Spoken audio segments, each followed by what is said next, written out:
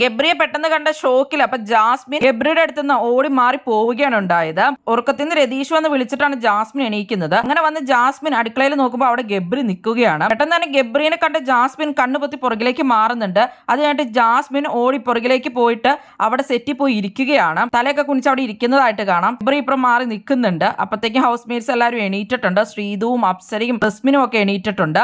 ഇത്രയും ദിവസവും പ്രതീക്ഷിച്ചിരുന്നെങ്കിലും പ്രതീക്ഷിക്കാത്ത നേരത്തെ സർപ്രൈസ് ആയിട്ട് ഗബ്രി വന്നു കഴിഞ്ഞപ്പോൾ വളരെയധികം ഷോക്കായി ജാസ്മിന്. പെട്ടെന്ന് കണ്ടപ്പോൾ ഉള്ള ഒരു സങ്കടമാണെന്നാണ് തോന്നുന്നത്. താൻ ചെല്ലുമ്പോൾ എങ്ങനെയായിരിക്കും ജാസ്മിൻ റിയാക്ട് ചെയ്യുന്നതെന്ന് കാണാൻ വേണ്ടി താനും എക്സൈറ്റഡ് ആണെന്ന് ഗബ്രി പോകുന്നതിന് പറഞ്ഞിട്ടുണ്ടായിരുന്നു. എന്തായാലും എല്ലാവരും കാത്തിരുന്ന ഒരു റീ എൻട്രി തന്നെയാണ് ഗബ്രിയുടേത്. നാളത്തെ അപ്പൊ ഗബ്രിയുടെ റീ എൻട്രി കണ്ടസ്റ്റൻസിന് എല്ലാവർക്കും ഒരു സർപ്രൈസ് തന്നെയായിരിക്കും. അവർ എക്സ്പെക്ട് ചെയ്യുന്ന ടൈമിലല്ല ഗബ്രി വീട്ടിലേക്ക് കയറുന്നത്. ഗബ്രി കൂടാതെ ഇപ്പൊ നാളെ ശരണ്യയും ബിഗ് ബോസ് വീട്ടിലേക്ക് കയറുന്നുണ്ട്. അൻസിബയും അഭിഷേക് ജയദീപൊക്കെ നാളെ കഴിഞ്ഞാണ് ബിഗ് ബോസ് വീട്ടിലേക്ക് കയറുന്നത്. പിന്നെ സിജോയും സായിയും നന്ദനയും നോറയും എല്ലാവരും ഒന്നിച്ച് ബിഗ് ബോസ് വീട്ടിലേക്ക് കയറും.